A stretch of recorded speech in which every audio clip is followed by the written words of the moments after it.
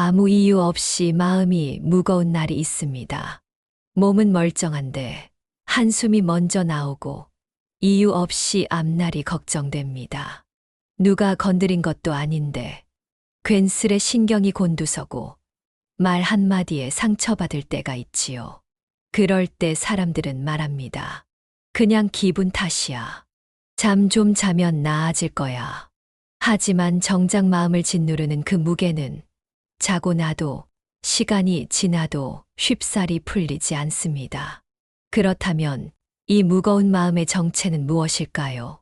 정말 눈앞에 위협이 있는 것도 아닌데 왜 우리는 늘 내일을 두려워하고 아직 오지도 않은 불행에 벌써부터 지쳐 있는 걸까요? 어디에 기대야 할지 모를 때 아무리 애써도 풀리지 않는 문제들 앞에 서서 왜 나만 이런 일을 겪을까 하는 생각이 드실 때가 있지요. 하루하루 먹고 사는 일이 벅차고 삶의 무게가 자꾸 어깨를 짓누를 때면 우리 마음은 알게 모르게 근심과 걱정으로 무거워집니다.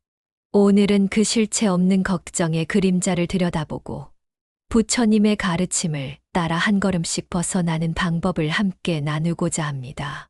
그 무게를 조금 내려놓는 방법에 대해, 그리고 그 걱정들이 사실은 얼마나 허상일 수 있는지를 함께 나눠보려 합니다. 혹시 지금 이 영상을 보고 계신 당신도 이유 없는 근심에 가슴이 답답했다면 이 이야기 속에서 작은 쉼과 깨달음을 만나시길 바랍니다. 부처님께서 제자들과 함께 이슬 맺힌 숲을길을 걷고 계셨습니다. 제자들의 표정은 제각기 달랐습니다. 누군가는 잔잔한 미소를 띄었고 또 어떤 이는 근심 어린 얼굴로 부처님을 따르고 있었지요. 잠시 걸음을 멈추신 부처님은 미소를 머금으며 제자들에게 물으셨습니다. 이 길을 걷는 동안 너희는 무엇을 보았느냐? 한 제자가 먼저 나서서 말했습니다. 스승님, 저는 저 멀리 피어 있는 아름다운 꽃들이 눈에 들어왔습니다. 다른 제자는 고개를 숙인 채 대답했습니다. 저는 발밑에 거친 돌들과 험한 길만이 보입니다. 부처님은 고개를 끄덕이며 이렇게 말씀하셨습니다. 모든 길에는 꽃과 돌멩이가 함께 있단다. 그러나 무엇을 보느냐, 무엇을 느끼느냐는 결국 너희 마음이 선택하는 것이다. 이 말씀을 들은 제자들은 고요한 침묵 속에서 다시 발걸음을 옮겼습니다. 우리 역시 그 제자들처럼 같은 길을 걷지만 누군가는 꽃을 바라보고 다른 누군가는 돌멩이만을 주목하며 살아갑니다. 청취자 여러분은 어떤 마음으로 지금 이 길을 걷고 계신가요?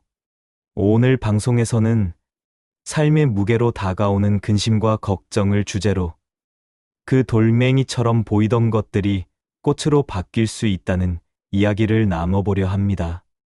근심과 걱정은 허상에 불과하다는 부처님의 말씀을 바탕으로 마음을 조금이나마 가볍게 해줄 가르침과 사례를 함께 나누겠습니다. 여러분 각자의 마음에도 작은 위로와 울림이 전해지기를 바랍니다. 먼저 우리가 일상 속에서 마주하는 걱정과 근심의 본질에 대해 생각해 보겠습니다. 아침에 눈을 뜨자마자 우리 머릿속은 온갖 생각들로 가득해집니다. 오늘 하루도 잘 견딜 수 있을까? 이번 달 월세는 어떻게 내야 하지? 내일 발표는 준비가 됐나? 이런 생각들이 때로는 우리 일상을 짓누르며 숨을 막히게 만들기도 하지요. 하지만 이런 걱정들이 과연 실체가 있는 걸까요?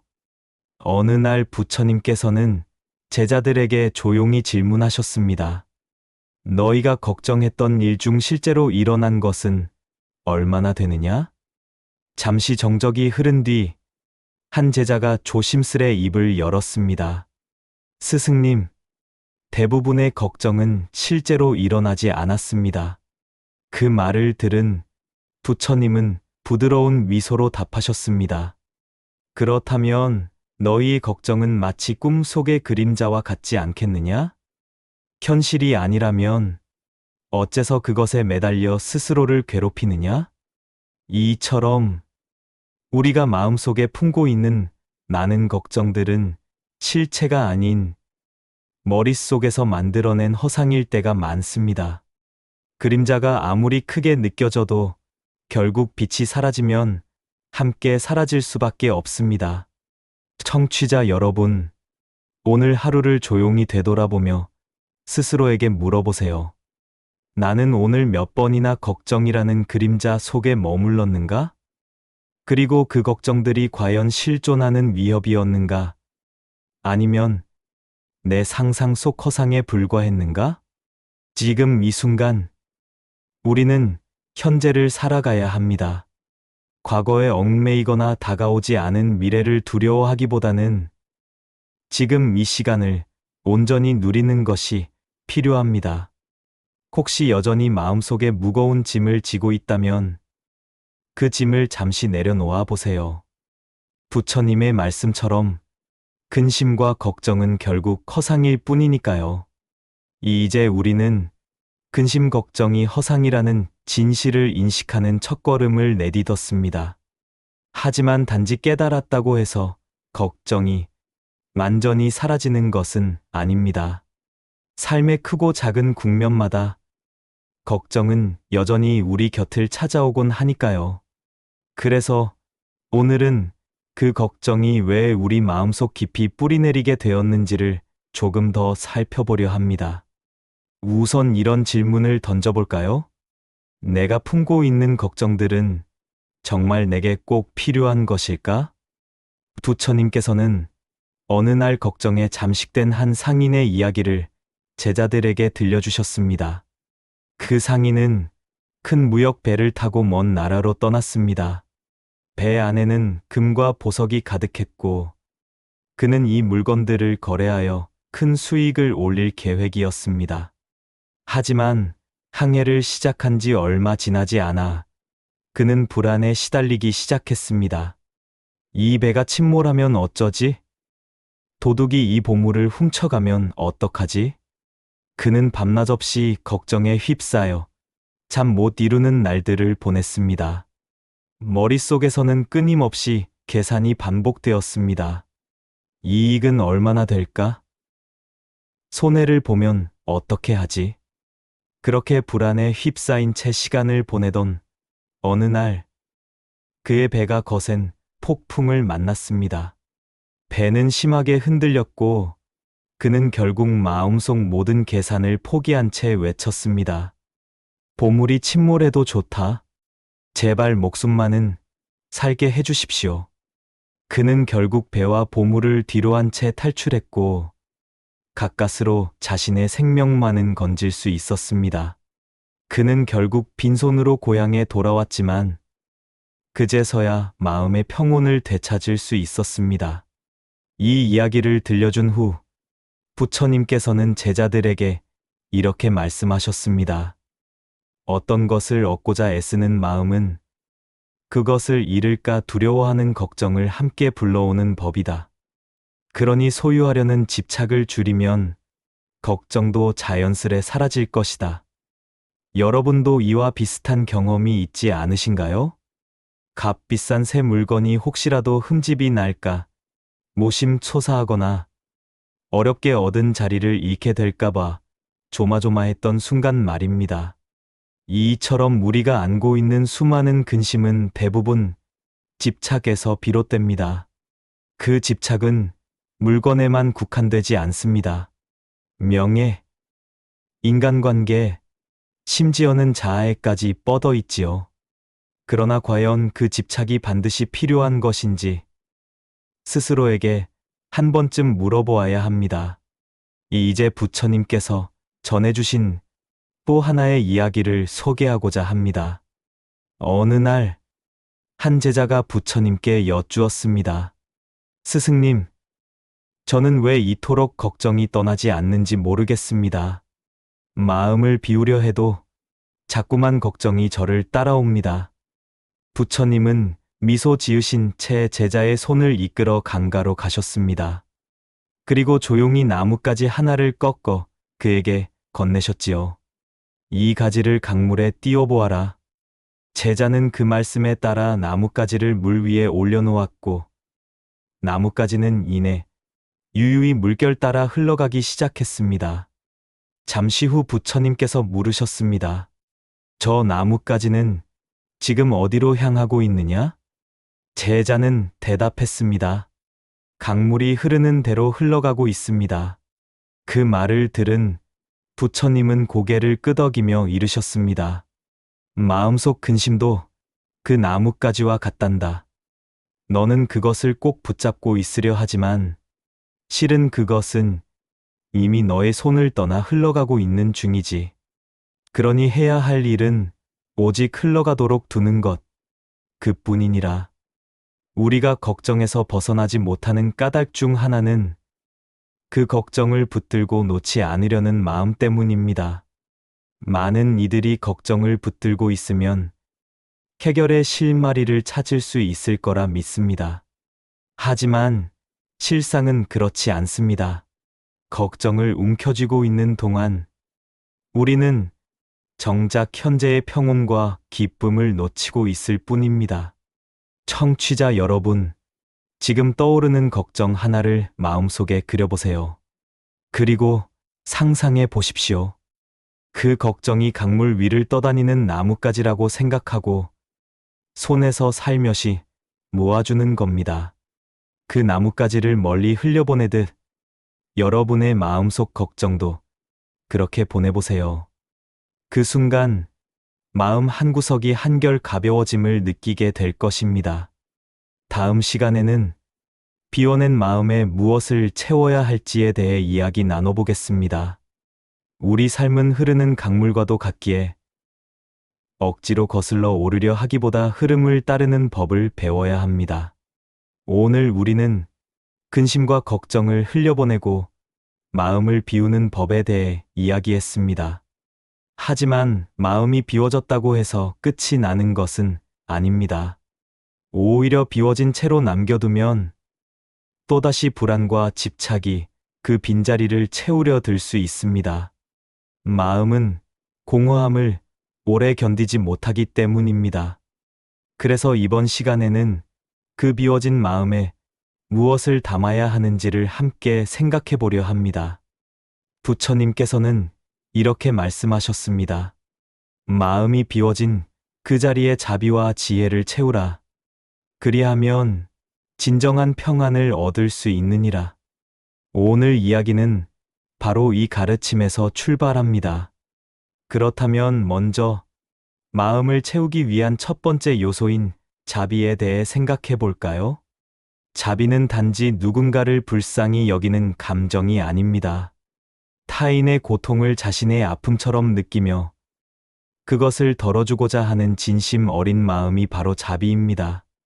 부처님께서는 자비심이 어떻게 우리의 마음을 치유하고 평온을 가져오는지를 보여주는 한 이야기를 들려주셨습니다. 한 마을에 큰 가뭄이 닥친 어느 날이었습니다. 물이 부족하자 사람들은 점점 예민해졌고 서로를 탓하며 다투는 일이 잦아졌습니다. 그러던 중 한 청년이 조용히 우물을 파기 시작했습니다. 그를 바라보던 사람들은 이렇게 말했습니다. 내가 아무리 애써도 이 가뭄 속에서 물이 나올 리 없다. 하지만 청년은 물러서지 않았습니다. 매일 땀을 흘리며 우물을 파던 그는 마침내 물줄기를 끌어올렸고 그 물을 마을 사람들과 나누었습니다. 그 덕분에 모두가 목마름에서 벗어날 수 있었던 것이지요. 부처님께서는 이 이야기를 들려주시며 제자들에게 이렇게 일러주셨습니다. 자비란 가뭄 속에서 우물을 파는 일과 같으니라. 처음엔 힘들고 고달플지라도 그 노력은 결국 자신과 주위 사람 모두에게 유익함을 안겨주느니라.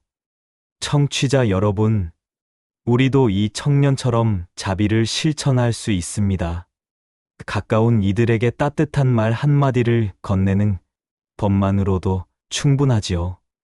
그 작은 자비의 실천이 여러분 자신의 마음을 평온하게 만들고 타인에게도 큰 위안이 되어줄 것입니다. 이제 두 번째 주제인 지혜에 대해 이야기해 보겠습니다. 부처님께서는 지혜를 사물을 있는 그대로 바라보는 통찰의 힘이라고 정의하셨습니다. 우리가 걱정과 불안에 사로잡히는 까닭은 사물을 있는 그대로 보지 못하고 자신의 고정관념과 두려움으로 왜곡하여 바라보기 때문입니다. 따라서 지혜를 채운다는 것은 그 왜곡을 걷어내고 진실한 모습을 바라보려는 연습을 의미합니다. 한 번은 부처님께서 제자에게 이렇게 가르침을 주셨습니다. 제자가 숲속을 걷던 중 멀리서 나뭇가지가 흔들리는 모습을 보고 겁에 질려 말했습니다. 스승님, 저기에 뱀이 있는 것 같습니다. 그 길을 지나가기가 두렵습니다. 그러자 부처님께서는 조용히 미소 지으시며 함께 나무 쪽으로 걸어가셨고 흔들리는 나뭇가지를 들어 올리며 말씀하셨습니다. 이것은 뱀이 아니라 단지 꺾인 나뭇가지일 뿐이다. 내가 느낀 두려움은 실체 없는 환상이었느니라.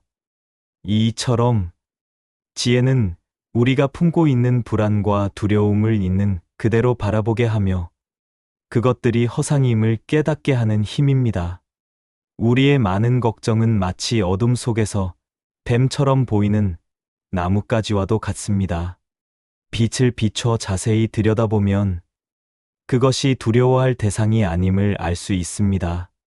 청취자 여러분, 지금 여러분 마음속에 뱀처럼 느껴지는 존재는 무엇인가요? 그것이 정말로 위험한 존재인지 아니면 단지 오해에서 비롯된 그림자인지 스스로에게 물어보시길 바랍니다. 그리고 사물의 본 모습을 있는 그대로 보려는 연습을 시작해보세요. 비워낸 마음에 자비와 지혜가 채워질 때 우리는 더 이상 근심과 걱정에 휘둘리지 않고 평안과 기쁨을 누릴 수 있을 것입니다. 자비는 마음의 따뜻함을 전하고 지혜는 시야를 넓혀주는 역할을 합니다. 하지만 자비와 지혜를 품는다고 해서 곧바로 삶이 바뀌는 것은 아닙니다. 그 둘은 마음속에서 자라고 꽃 피우기 위해 꾸준한 실천과 노력을 필요로 합니다. 오늘은 자비와 지혜를 어떻게 일상 속에서 실천하고 삶의 뿌리로 내릴 수 있을지에 대해 함께 생각해 보려 합니다. 부처님께서는 늘 실천의 중요성을 강조하셨습니다. 말로 100번 외우는 것보다 한 번 실천하는 것이 더 가치 있다고 하신 그 말씀처럼 자비와 지혜는 마음속에 담아두는데 그치지 않고 실제 행동으로 옮겨야 합니다.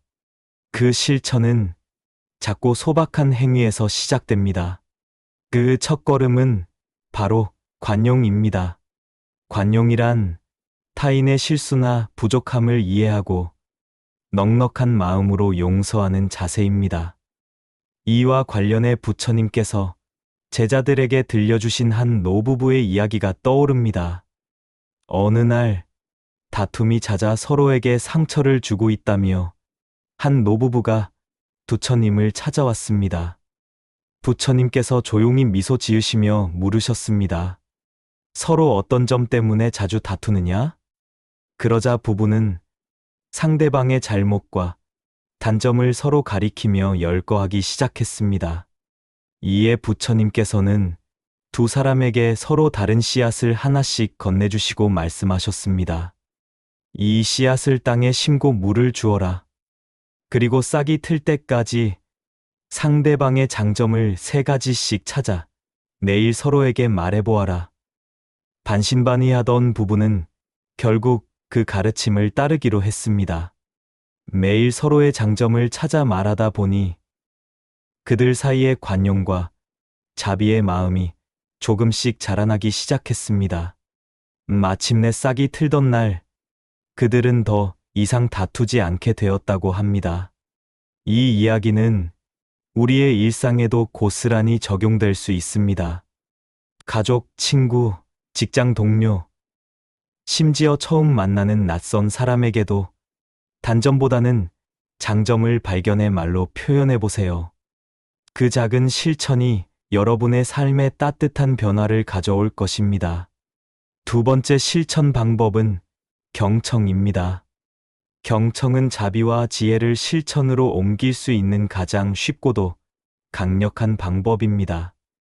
부처님께서는 언제나 제자들의 이야기에 귀를 기울이셨습니다. 어느 날, 한 젊은 제자가 부처님을 찾아와 조심스레 털어놓았습니다. 스승님, 저는 자꾸 사람들에게 화를 냅니다. 그러면 안 되는 줄 알면서도 멈추지를 못하겠습니다. 부처님은 아무 말씀 없이 그의 말을 끝까지 들어주셨습니다. 그리고 조용히 고개를 끄덕이며 말씀하셨습니다. 화를 낸다는 것은 마음속에 고통이 있다는 신호다. 그러니 그 고통이 어디서 비롯되었는지를 스스로에게 물어보고 그 마음을 깊이 들여다보아야 하느니라. 그 제자는 부처님의 경청 덕분에 처음으로 자신의 마음을 정면으로 바라볼 용기를 낼 수 있었다고 전해집니다. 우리 주변에도 이처럼 말 못할 고통을 품고 살아가는 사람들이 많습니다. 그들의 이야기를 묵묵히 들어주는 것만으로도 우리는 자비를 실천할 수 있습니다. 이제 세 번째 실천의 요소인 현재에 머무는 힘에 대해 이야기해 보겠습니다. 지혜는 과거나 미래가 아닌 오직 지금 이 순간에 집중하는 데서 뽑히게 됩니다. 부처님께서는 제자들에게 이렇게 말씀하셨습니다. 과거는 이미 지나갔고 미래는 아직 오지 않았느니라. 현재에 충실한 삶만이 진정한 삶이라 할 수 있다. 청취자 여러분, 여러분은 지금 이 순간을 살고 계신가요? 혹시 과거의 후회에 얽매이거나 다가오지 않은 미래의 불안에 빠져 현재를 놓치고 있지는 않으신지요? 한 번쯤 자신에게 조용히 물어보며 지금 이 순간을 온전히 느껴보는 연습을 해보시기 바랍니다. 예컨대 따뜻한 차 한 잔을 마시는 시간조차도 그저 갈증을 해소하는 행위가 아니라 차의 향기와 온기를 느끼며 자신과 마주하는 특별한 시간이 될 수 있습니다. 자비와 지혜의 실천은 거창한 일이 아닙니다. 작은 일상 속에서 마음을 담아 실천하는 것으로 충분히 시작할 수 있습니다. 여러분은 오늘 어떤 자비와 지혜를 실천하고 싶으신가요? 가까운 누군가에게 따뜻한 말을 건네거나 누군가의 이야기에 귀를 기울이는 것, 혹은 지금 이 순간을 온전히 느끼는 것, 그 무엇이든 모두 의미 있는 실천입니다. 지금까지 우리는 마음을 비우고 자비와 지혜로 채우는 방법, 그리고 그것을 삶에 적용하는 실천에 대해 나누었습니다. 이제는 그 실천이 어떻게 우리 일상과 내면을 바꾸는지를 이야기해 보려 합니다. 우리는 때때로 의문을 품습니다. 정말 이렇게 작은 변화가 큰 영향을 줄 수 있을까? 하지만 부처님께서는 말씀하셨습니다. 작은 행동이 결국 큰 변화를 이끌어내느니라. 그분의 제자 가운데 한 명인 아난다가 언젠가 부처님께 이런 의문을 제기했습니다.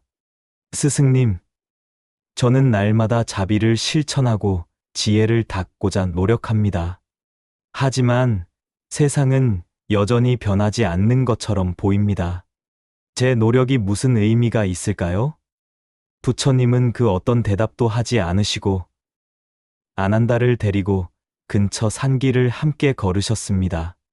길은 울퉁불퉁하고 돌이 많았지만 그 가운데는 부드럽고 다져진 오솔길이 나 있었습니다. 부처님께서 물으셨습니다. 아난다야, 이 길은 처음부터 이렇게 다져져 있었을까? 아난다는 고개를 저으며 대답했습니다. 아닙니다. 수많은 이들이 오랜 시간 걸어 다니며 만들어낸 길일 것입니다. 그제야 부처님은 미소를 띠며 말씀하셨습니다. 그렇다. 매일매일의 작은 걸음들이 모여 결국 이렇게 편안한 길을 만든 것이다.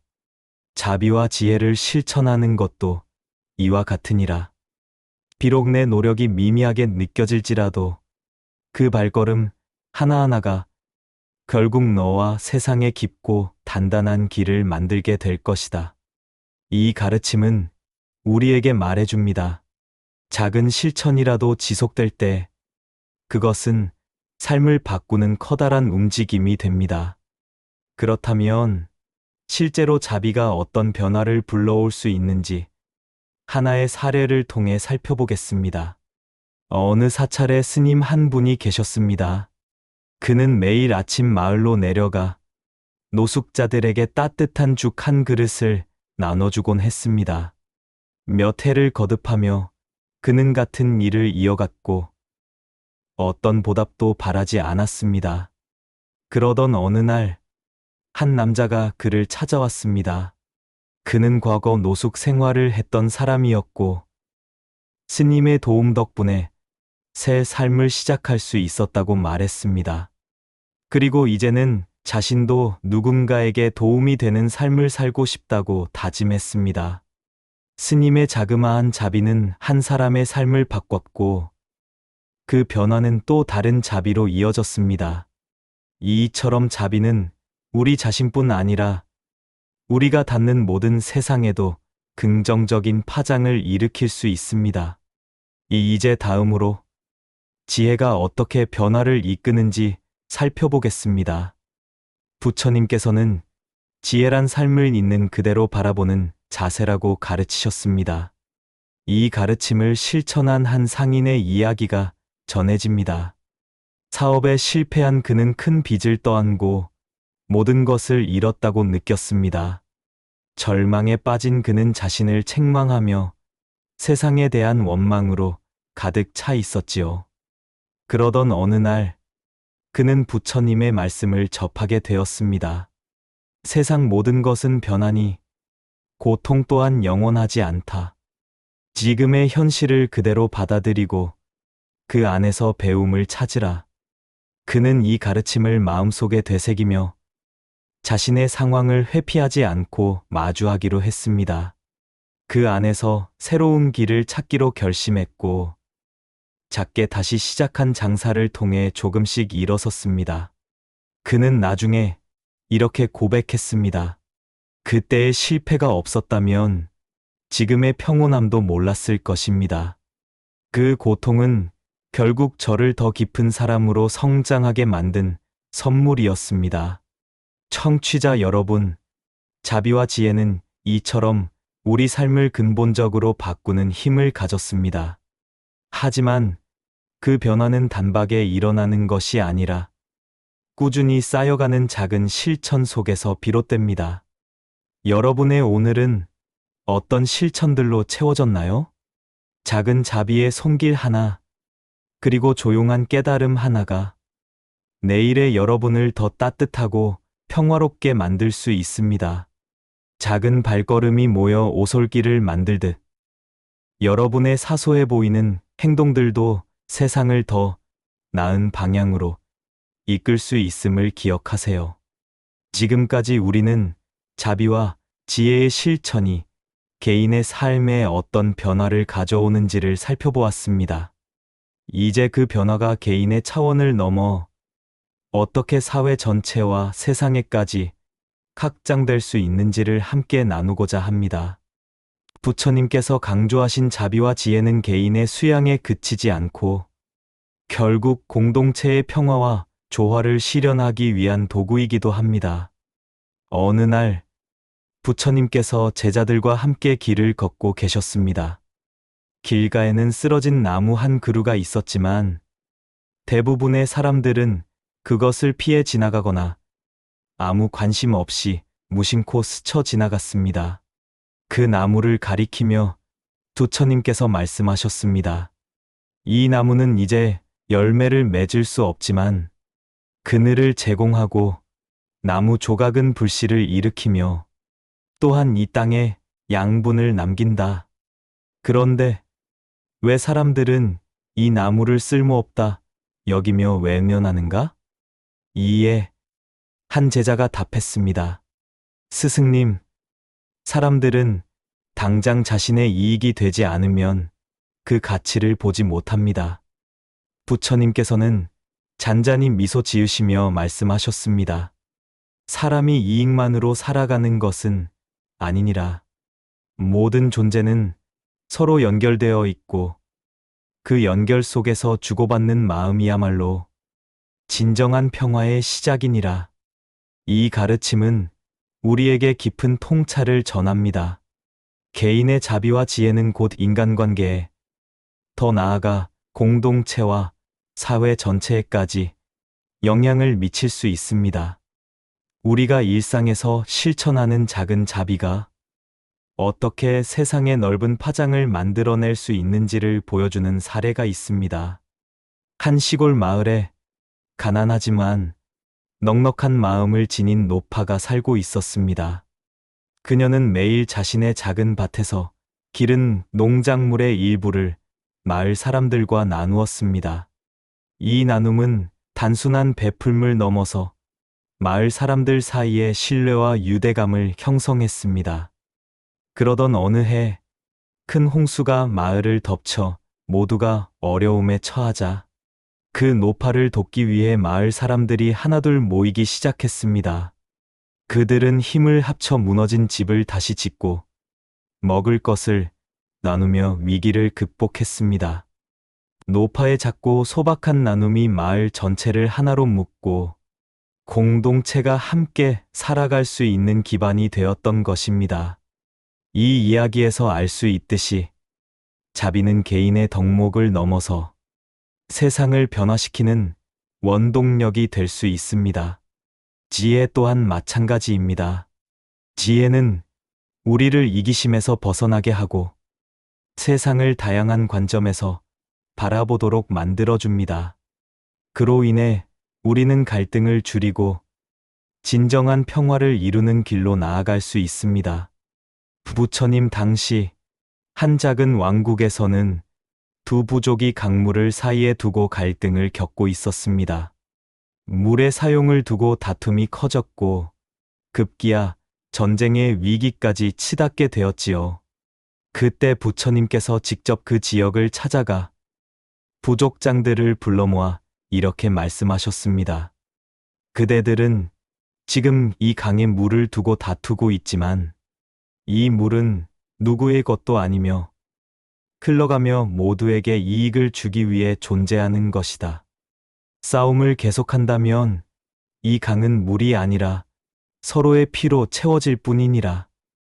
부처님의 중재로 두 부족의 우두머리는 강물을 나누어 쓰기로 뜻을 모았고 전쟁은 결국 피할 수 있었습니다. 지혜로운 판단 하나가 격렬한 갈등을 평화로 전환시키는 계기가 되었던 것입니다. 청취자 여러분, 우리의 삶은 생각보다 훨씬 더 깊게 서로 연결되어 있습니다. 누군가의 자비로운 손길 하나, 지혜로운 선택 하나는 결코 그 사람에게만 머무르지 않고 우리 모두에게 영향을 미칩니다. 이웃에게 건넨 작은 친절, 가족과의 따뜻한 대화, 공동체를 위한 현명한 결정 그 모두가 모여 세상을 더 밝고 따뜻하게 만들어 갑니다. 여러분은 오늘 어떤 자비와 지혜를 실천하셨나요? 작은 행동도 괜찮습니다. 길을 걷다, 주운 작은 쓰레기 한 조각, 곁에 있는 이에게 보인 진심, 어린 관심, 혹은 온라인 공간에서 남긴 따뜻한 댓글 한 줄 그 모두가 세상을 변화시키는 출발점이 될 수 있습니다. 이제 대화를 마무리하며 이 실천들이 결국 우리 자신에게 어떤 울림과 기쁨으로 돌아오는지를 함께 나눠보겠습니다. 어느 날 부처님께서 제자에게 물으셨습니다. 내가 물을 떠서 남에게 건넨다면 그 물의 차가움을 누가 가장 먼저 느끼겠느냐? 제자는 잠시 생각에 잠긴 후 조심스럽게 답했습니다. 제가 물을 뜨는 순간 손에 먼저 그 차가움을 느끼게 될 것입니다. 부처님께서는 고개를 끄덕이며 말씀하셨습니다. 그렇다. 자비로운 행위는 타인을 이롭게 하지만 그 기쁨과 충만함은 먼저 실천한 이의 마음에 깃드는 법이다. 이것이 바로 자비의 법칙이니라. 이 말씀은 자비와 지혜를 실천하는 삶이 결국 우리 자신에게도 깊은 행복과 깨달음을 가져다 준다는 사실을 잘 보여줍니다. 우리는 때때로 착한 일은 손해본다고 생각합니다. 그러나 진정한 자비와 지혜의 실천은 결국 우리 안에 풍요로운 마음과 평온한 삶을 만들어줍니다. 타인을 도우면서 우리의 마음은 더 따뜻해지고 삶은 더욱 고요해집니다. 작은 실천들이 반복되며 쌓일 때 그것들은 우리의 내면의 양분이 되어 더 깊고 단단한 삶의 뿌리를 형성하게 됩니다. 한 시골 마을에 성실한 농부가 살고 있었습니다. 그는 매일 아침 누구보다 먼저 일어나 밭을 일구고 때로는 이웃의 일을 도와주며 하루를 시작하곤 했습니다. 어느 해 극심한 가뭄이 찾아왔고 나는 농부들이 논밭을 포기해야 했습니다. 그러나 그는 물을 아껴 나누고 이웃과 협력하며 끝까지 농사를 이어갔습니다. 가을이 되어 그의 논은 풍성한 수확을 맞이했고 그는 깨달았습니다. 그 결실은 단순한 농사의 결과가 아니라 그동안 쌓아온 나눔과 신뢰의 결말이었음을. 이 농부의 이야기는 우리가 심은 자비와 지혜의 씨앗이 결국 우리 자신에게도 큰 열매가 되어 돌아온다는 진리를 보여줍니다. 청취자 여러분, 오늘 하루를 되돌아보며 자신에게 물어보세요. 내가 실천한 자비와 지혜의 순간은 무엇이었는지, 그리고 그 경험이 나에게 어떤 기쁨을 안겨주었는지를. 물론 실천은 항상 쉬운 일만은 아닙니다. 주어진 상황이 녹록지 않거나 타인의 반응이 기대와 다를 때 우리는 마음의 무게를 느끼고 좌절하기도 합니다. 그러나 부처님께서는 이런 순간에도 흔들리지 말라고 하셨습니다. 바람이 아무리 거세게 불어도 큰 산은 움직이지 않느니라. 자비와 지혜를 지닌 마음도 그러하니 세상의 소리에 휘둘리지 말라. 자비와 지혜를 품고 살아간다면 우리의 내면은 점차 흔들리지 않는 산처럼 평온해질 것입니다. 그리고 그 평온은 결국 주변 사람들에게도 영향을 미쳐 세상을 더욱 따뜻하게 바꿔줍니다. 이제 마지막으로 여러분에게 질문을 하나 드립니다. 오늘 여러분은 어떤 자비로운 마음으로 자신의 하루를 따뜻하게 채우셨나요? 또 어떤 지혜로운 실천이 여러분 주변에 평화를 전했는지 떠올려 보세요. 비록 지금은 그저 생각뿐일지라도 그 생각이 내일의 행동으로 이어지기를 바랍니다. 걱정이라는 건 마치 강물 위를 떠다니는 나뭇가지와도 같습니다. 우리 마음은 그것을 붙잡고 늘어지지만 실은 이미 흘러가는 중이지요. 부처님께서는 걱정이 생기는 뿌리를 집착이라 하셨습니다. 무엇을 얻고자 하는 마음이 크면 클수록 그것을 잃을까 두려워하는 마음도 함께 자라납니다. 그래서 우리 마음을 고요히 들여다보는 일은 참으로 중요합니다. 과연 내가 붙잡고 있는 이 걱정은 지금 반드시 필요한 것인가? 혹시 스스로 만든 허상에 매달려 진짜 삶을 놓치고 있는 건 아닌가? 부처님은 또 말씀하셨지요. 마음을 비우는 것만으로는 부족하다. 그 비워진 자리에 자비와 지혜를 채우라 하셨습니다. 자비는 타인의 고통을 자신의 일처럼 여기는 마음이며 지혜는 사물을 있는 그대로 바라보는 눈입니다. 이 두 가지가 우리 마음 속에 들어설 때 그제서야 걱정은 사라지고 평안이 깃들게 되는 것이지요. 청취자 여러분, 오늘 하루도 어김없이 걱정이 마음을 어지럽혔다면 이제는 그 걱정을 물 위의 나뭇가지처럼 놓아보시기 바랍니다. 지금 이 순간 아무것도 하지 않아도 괜찮습니다. 단지 내 마음에 자비 한 줌, 지혜 한 줄기만 담아두면 됩니다. 그렇게 한 걸음씩 걱정을 흘려보내고 또 한 걸음씩 자비와 지혜로 채워간다면 여러분 마음속에도 잔잔한 평온의 강이 흐르게 될 것입니다. 이 세상에 완전한 무소유란 없지만 마음속에 걱정 하나 내려놓는 것만으로도 우리는 훨씬 가벼운 하루를 살아갈 수 있습니다. 오늘 방송의 핵심을 다시 정리하자면 자비와 지혜는 단순히 세상을 변화시키는 수단이 아니라 우리 자신에게도 깊은 행복과 통찰을 선사하는 삶의 방식이라는 것입니다. 끝으로 여러분의 목소리를 듣고 싶습니다. 이 방송을 통해 느낀 점이나 오늘 실천해보고 싶은 자비와 지혜의 행동을 댓글로 남겨주세요. 그 이야기가 누군가에게는 새로운 영감이 될지도 모릅니다. 좋아요와 구독도 함께 부탁드리며 다음 시간에도 여러분의 마음에 따뜻한 평화가 깃들기를 진심으로 기원합니다. 오늘도 부처님의 가르침처럼 삶을 온전히 누리며 살아가시길 바랍니다. 감사합니다.